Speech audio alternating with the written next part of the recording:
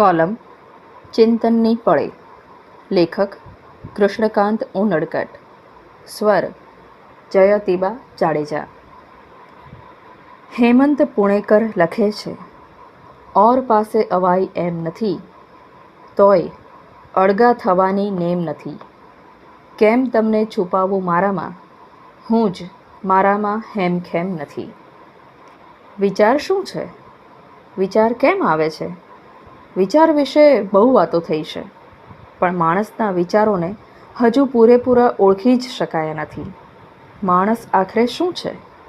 માણસ સરવારે એ જ છે જેવા એના વિચારો છે. વિચારો ક્યારેક હાથમાંથી સરકી જાય છે. દરેક માણસને ખબર છે કે સારા વિચારો કરવા જોઈએ. ખરાબ કે નકારાત્મક વિચારો આપણી માનસિકતા અને જિંદગી બગાડે છે. વિચારોને આપણે નેગેટિવ અને પોઝિટિવ એવી જુદી જુદી કેટેગરીમાં મૂકીએ છીએ. આ કેટેગરી પણ આખરે તો માણસે જ નક્કી કરી છે. વિચાર તો વિચાર જ છે. દરેક વખતે સારા વિચારો જ આવે એવું જરૂરી નથી. વિચારો આપણી સ્થિતિ, આપણા સંજોગો, આપણી માનસિકતા અને આપણા અસ્તિત્વના આધારે ખડાતા અને બદલાતા રહે છે. કોઈ વિચાર કાયમી નથી. માણસ વિશે એવું કહેવાય છે કે એ બદલતો રહે છે. થોડુંક વિચારીએ તો એવું જ લાગે કે માણસ તો હોય એનો એ જ રહે છે, જે બદલે છે એ તો એના વિચાર છે. ક્યારેક કોઈ વિચાર આવે ત્યારે એમ થાય છે કે મને આવો વિચાર કેમ આવ્યો? મારે આવા વિચારો નથી કરવા.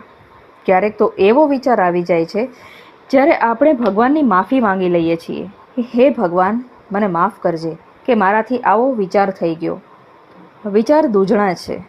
એક વિચારમાંથી બીજો વિચાર જન્મે છે. વિચારો ફૂટતા રહે છે અને ક્યારેક સ્ફોટક પણ બની જાય છે. સકારાત્મક વિચારોનો સમૂહ માણસને સંત બનાવી દે છે અને નકારાત્મક વિચારો માણસને નપાવટ પણ બનાવી દે છે. તમારા વિચારો તમારા કાબૂમાં છે ખરા? આવો સવાલ તમને કોઈ પૂછે તો તમે શું જવાબ આપો? વિચારો ક્યારેક આપણા કાબૂમાં હોય છે અને ક્યારેક આપણે વિચારોના કાબૂમાં આવી જતા હોઈએ છીએ. કેટલાક વિચારો આપણા પર હાવી થઈ જતા હોય છે. આપણે ગમે તેટલા ઝાટકા મારીએ તો પણ એ વિચારો ખંખેરી શકાતા નથી. વિચારોથી પીછો છોડાવવો આસાન નથી. એક સંત હતા. એક વખત એ જેલમાં સત્સંગ માટે ગયા. કેદીઓ સાથે વાતો કરી. એક કેદીએ સંતને સવાલ કર્યો, તમારામાં અને અમારામાં શું ફરક છે?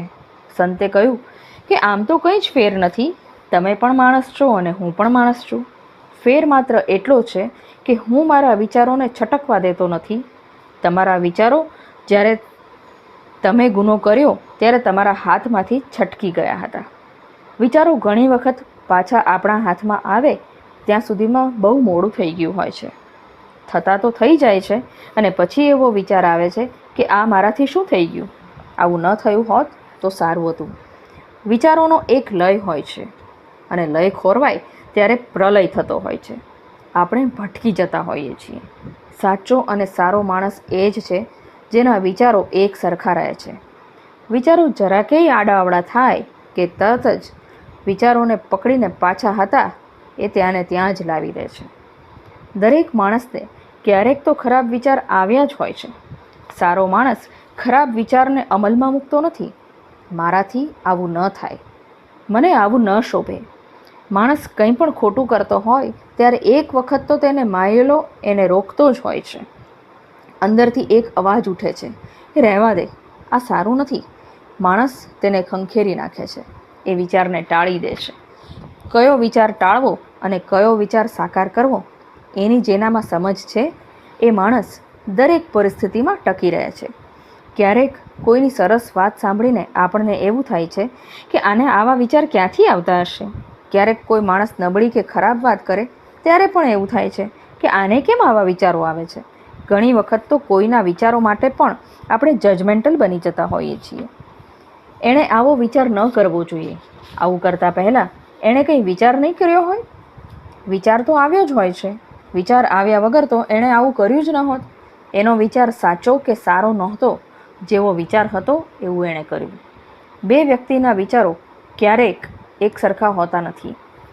માણસને માણસ સાથે આર્ટ ઓફ એડજસ્ટમેન્ટ એટલી જ શીખવી પડે છે કારણ કે બંનેના વિચારો જુદા છે.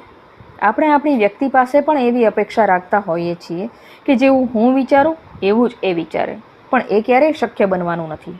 આપણા વિચારો પર આપણો કાબૂ રહેતો ન હોય તો બીજાના વિચારો પર તો ક્યાંથી રહેવાનો છે?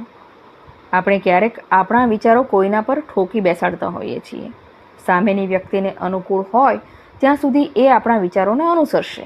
જ્યારે એના વિચારો બદલાશે ત્યારે એ આપણા વિચારોનો ઉલાળ્યો કરી દેશે. આપણે પણ ક્યારેક આવું કર્યું જ હોય છે.